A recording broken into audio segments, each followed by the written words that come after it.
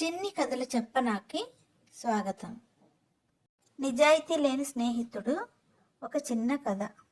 రామాపురం అనే ఒక ఊరిలో గోపి, సోము అని ఇద్దరు స్నేహితులు ఉండేవారు. ఇద్దరు కూడా రైతులు. ఇద్దరికి పొలాలు ఉన్నాయి. గోపి నిజాయితీపరుడు, స్వతహాగా మంచివాడు. అయితే సోము మాత్రం దురాశపరుడు, డబ్బు పిచ్చి ఎక్కువ. గోపిది పెద్ద కుటుంబము. ఒకసారి డబ్బు అవసరం వచ్చి సోముని డబ్బు అప్పడిగాడు గోపి. సోము తన దగ్గర డబ్బు లేదని అబద్ధం చెప్పాడు. అయితే సోము గోపితో అన్నాడు, నీకంతగా అవసరమైతే నీ పొలాన్ని నాకు అమ్మేసే, నేను ఎలాగోలాగో డబ్బు తీసుకొచ్చి నీకు సర్దుతాను అని అన్నాడు. ఇక చేసేదేమీ లేక తప్పనిసరి పరిస్థితుల్లో గోపి సోముకి తన పొలాన్ని అమ్మడానికి అంగీకరించాడు. గోపి తనకున్న 2 ఎకరాల్లో 1 ఎకరాన్ని సోముకి అమ్మేశాడు. అయితే సోము కొనుక్కున్న భాగంలో ఒక బావి కూడా ఉంది. ఆశపోతు సోముకి ఒక దురాలోచన వచ్చింది. సోము గోపితో అన్నాడు, నువ్వు నీ పొలాన్ని బావితో సహా కదా నాకు అమ్మావు, అలాగే కదా పత్రాలలో రాసి ఉంది, మరి నీళ్ళు ఎందుకున్నాయి బావిలో? ఇప్పుడు ఈ బావి నాది కాబట్టి బావిలో ఉన్న నీ నీళ్ళకి అద్దె కట్టు నాకు అని చెప్పాడు సోము గోపితో. సోము ఆశపోతనానికి గోపి బాధపడ్డాడు.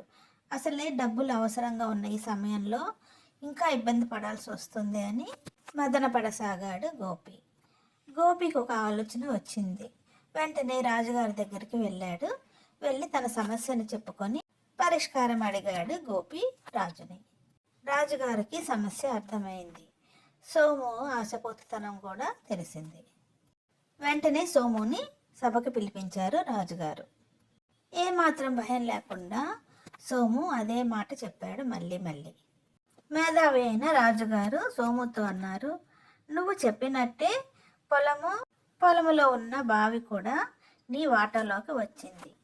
అయితే నువ్వు చెప్పినట్టుగానే బావిలో ఉన్న నీటి మీద నీకు హక్కు లేదు.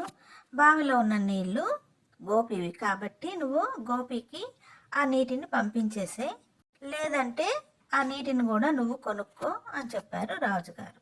రాజుగారి తీర్పు విని సోము మనసులోని పశ్చాత్తాపడ్డాడు. బావిలో ఉన్న నీటిని ఎలాగూ పంపించలేడు గోపికి, కాబట్టి సోము బావిలో ఉన్న నీటికి కూడా ఖరీదు కట్టి ఆ పైకాన్ని అందజేశాడు రాజుగారికి గోపికి ఇవ్వమని. నా స్నేహితుడిని మోసం చేద్దాం అనుకున్నందుకు నాకు తగిన శాస్తి జరిగిందని బాధపడుతూ సోము అక్కడి నుంచి ఇంటికి బయలుదేరాడు. రాజుగారు గోపికి సోము ఇచ్చిన పైకంతో పాటు మరికొంత ధనాన్ని కలిపి గోపికి ఇచ్చారు. దురాశ దుఃఖానికి చేటు, అలాగే నిజాయితీకి ఎప్పుడు కూడా విలువ ఉంటుందని తెలుసుకోవాలి. మరిన్ని చిన్ని కథల కోసం do like, share and subscribe my channel చిన్ని కథలు చెప్పనా.